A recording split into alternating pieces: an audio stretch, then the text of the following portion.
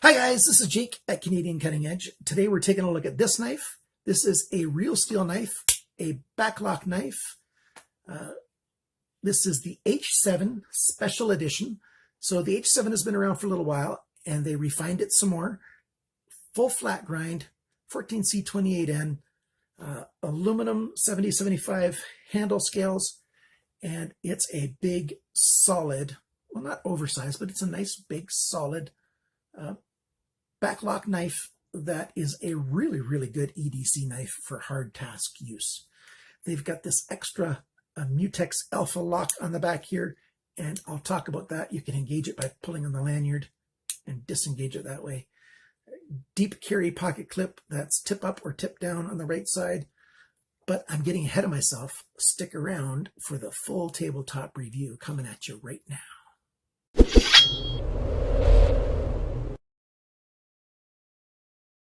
So this knife fits my hand very well.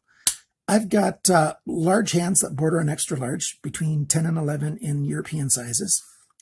And the way you saw me open this knife is speaks to one of the variants that you can get of this knife. You can get the H7 Free Special Edition. The H7 Free, just like all the other free, and I'm not talking about the value or the cost, but the other knives that Real Steel makes that has free in the name, those are all two-hand opening knives.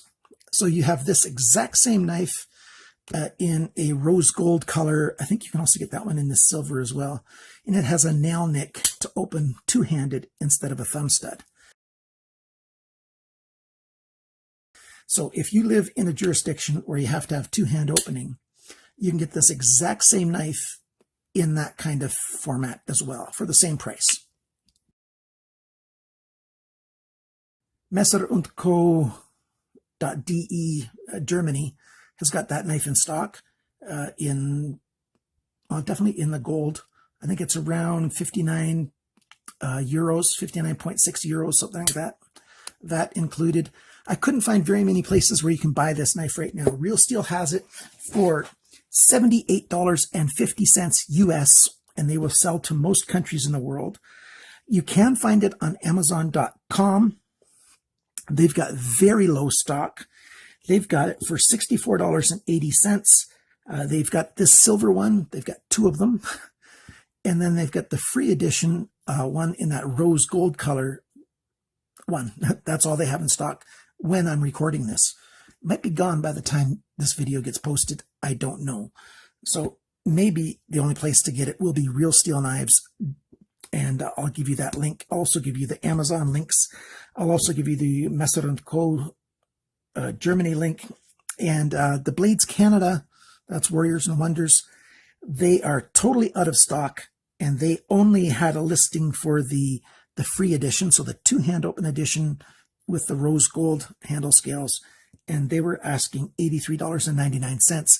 I am assuming they'll have it back in stock since this is a new model for 2018. They'll be getting some more in. So go ahead and check. If you're Canadian, go ahead and check Blades Canada because their price is reasonable once you factor in the exchange rate and everything. And you can get it quickly from Canada. So that's it for the prices. Let's do the sizes and everything before we get into some of the other stuff. Cutting edge, 9.1 centimeters, 3.58 inches. Blade length is a little bit less because, as you can see, the handle sweeps forward. Blade length is 9 centimeters. That's 3.54 inches. Almost no difference, but a very slight difference. The blade thickness, 3.5 millimeters. That's 0.14 inches.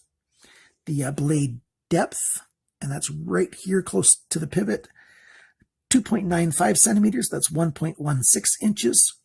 The thickness of the edge behind the grind, and I measure about an inch from the end, so right about where my index finger is, 0.45 millimeters. That's 0.0175 inches. That is very thin, very good. For 14C28N, this is a very good thickness behind the grind. This is an awesome slicing knife. Handle length is 12.33 centimeters. That's 4.86 inches.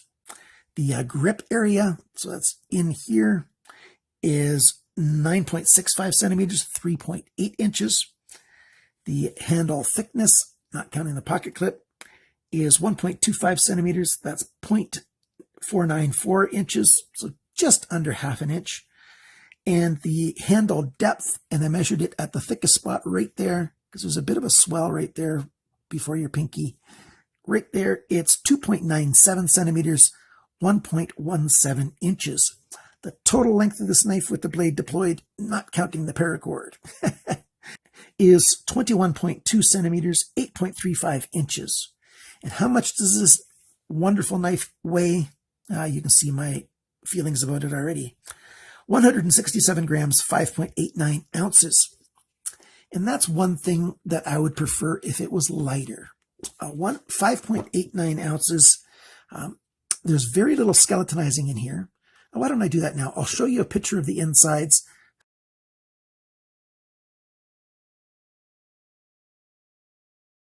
And those washers are the phosphor bronze washers on either side, and nice smooth action. I have added a tiny bit of lubrication, a little bit of oil into that pivot. When the knife is closed, the blade centering is very good.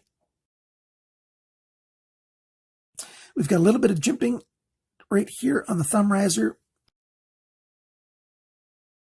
And that's it on this knife, just that tiny little bit. And the thumb studs are very, very nice. I really like those thumb studs. They're in a perfect spot, really easy to get to. And you can flick the knife open with your thumbs, no problem at all. And that's with my right hand, with that finger still healing up. It's still quite sensitive there. The back lock, you can see right there, it's got a little indentation in it. Very easy to access when it's time to open the knife when you want to. It's very easy to click onto. The handle scales, this 7075 aluminum, the milling of them is really, really well done. And it just looks really, really nice. I really like it an awful lot. Gives you a whole lot extra grip in the hand, really good texture. You can see there the hole for the pocket clip, so you can have a tip down right side pocket clip hole, or tip down or tip up right side hole. And the pocket clip is really nice. It's nice and light, really deep carry for it. And I'll show you what it looks like in the pants pocket. And it tends to sometimes get caught on those screws right there because the screws are up a little bit. But what we have here is about 1/4 of an inch of the knife sticking out, and that's it. That's just a little over half a centimeter, about 6 millimeters or so. And then that's what you have. You can tuck the lanyard in your pocket if you want, or if you want, you can have the lanyard sticking out to make it super easy to grab. But of course, that draws a little bit more attention. This lanyard does come with the knife. You get it this way. And before I show you what the lanyard's for, let me just show you a close-up of this. Yeah, this way. There you go. You can see the screws in the pocket clip, and you can see that they stick out a little bit. So sometimes when the pants are coming in, they sometimes get caught on that first screw. So yeah, this is paracord, and I haven't cut it open to see exactly how many strands it is. It feels like a heavy 7-strand or maybe a 9-strand paracord. It's a very dense paracord, and this is exactly the way it came. I have not taken it apart. That's how it comes from the factory. And they've tied it onto this Mutex Alpha lock. And the way that lock works is, I should have it forward. All the way forward is the unlock position. You can deploy the blade, and you can just pull on the lanyard, and that engages the lock. That's Mutex Alpha lock back here. And now I can't unlock with the back lock. I can move it ever so slightly, but the blade is stuck. I can't close the blade. And I trust this lock enough that I can tap it on the back when my fingers are here. I shouldn't be doing that, but you should always keep yourself clear of that when you're using a lock. But it's a little bit hard to undo a lock and hold it, especially a back lock, and have your fingers clear. So that's how that lock works. And on this side, all you can see is a little bit of a hole right there. And if you want to make it so you can close the knife again, you push that forward using the little stud right there. and now it's free to close. So, interesting lock system. I don't like it, to be honest with you. It's not bad per se, but I keep on accidentally engaging it while I have the blade deployed, while I'm using it. Somehow either yank a little bit on the cordage or something, and that's the way it is. But for me, that's not a big deal at all. Why? I don't generally like paracord anyway, so if I took the paracord off, I would not accidentally engage it, because it's, you see how it's sticking out just ever so slightly, not very much at all. If the paracord wasn't there, it would be very unlikely that I would engage the lock. Can you engage the lock if you have no paracord? Certainly. You just pull back on the click thing. So it's just as fine to use it without the paracord as with it. And now, for the very first time, I'm going to take the paracord off, because, you know what, I don't want to use it. And I want you to be able to take a look at this knife without the paracord. And I want to measure how long this piece of paracord is that you get with the knife. So let's undo this and take a look-see. We'll fast forward this section. Yeah, it doesn't want to come out that side. There we go. So how long is this piece of cordage? Well, I don't have my ruler here. I'm going to go get my ruler. Someone is bound to ask, so let's put that on 0. That's 30. 30 is right there. 62 centimeters. 62 centimeters long, and I'll put on the screen right here, well, right down here, how many inches that is. But it's time for some cut tests. So let's open this guy up. Got some USB cable here. Zips through that quite easily. We've got some maple here.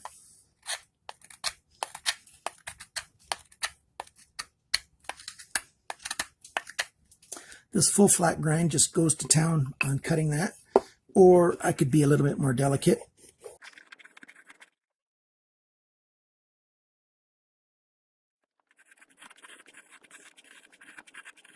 So you can do some controlled cutting with it. Maple's really hard wood. Nice test here. Edge is still very, very good. This is an outdoor EDC, heavy-duty EDC knife, if you ask me. It's a heavy-duty size. It's made with heavy-duty strength on it, especially considering the back lock.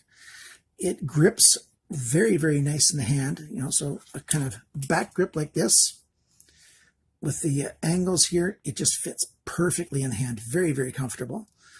A back grip, that's also very comfortable. Either hand. You can sneak up and do pinch grips. Very comfortable that way, and get a really good hold on it. You can use with your thumb some leverage up here. Get your thumb up there on that little bit of jimping and do some hard work, as I was doing with this slicing before. So that's a very comfortable grip. Of course, you can reach back, especially if you got bigger hands, and get your hand back here. Now, if I grab right at the back, notice there's still room here. So people with extra large hands, they're going to find this knife able to be used. But mine, just large hands, I find this comfortable. Men with small hands on the men's scale, not so much. This knife is going to be just a little bit too deep this way for you. Maybe even a little slightly thick. Guys with medium hands, I really don't know. I think maybe it's going to be comfortable for some of you, and for some of you it won't be. It's just sort of the nature of the beast. But this pattern that's milled into the handles here does give you a lot of extra purchase on it, and that's a really good thing. And everything is finished very well. Everything's nice and smooth. It matches up where it's supposed to. Very comfortable in the hand. Really good fit and finish. The lock works very, very well. The stonewash on this blade is beautiful. I really like stonewash. It's my favorite finish. And then you've got a swedge that starts right at the very top here and comes all the way down, right to the tip. Really nice plunge line here. And then on the ricasso right there, it says 14C28N. Up here, H7 Special Edition and real steel over here. Everything's small enough that it doesn't bother me, but I wouldn't like the labels to be any bigger than they are. But the labels that we have, I think, are exactly what I want. I like to see the brand somewhere. I like to see the model of the knife somewhere. And I like to see the steel. Those three things are what I want to see on a knife. And you can put them wherever you want as long as they're legible and preferably small. And this knife just does a really good job of that. This color here, they call it gray, but it really looks like a little bit of blue is mixed in with a gray. Maybe it's from this sort of bluish gray background here. Maybe this is a bit greenish. I don't know. But the color is a really, really nice color. We've got chamfering on the edges all the way around, and then a little bit of clearance here for the thumb stud on either side. Since it is a backlock knife, it's ambidextrous. So thank you so much for watching my channel. Thank you to my Patreon supporters. Thank you to my viewers. Thank you for those who use my links to buy stuff. Please give me comments, questions in the comment section below. And remember, always cut towards your chum, not your thumb.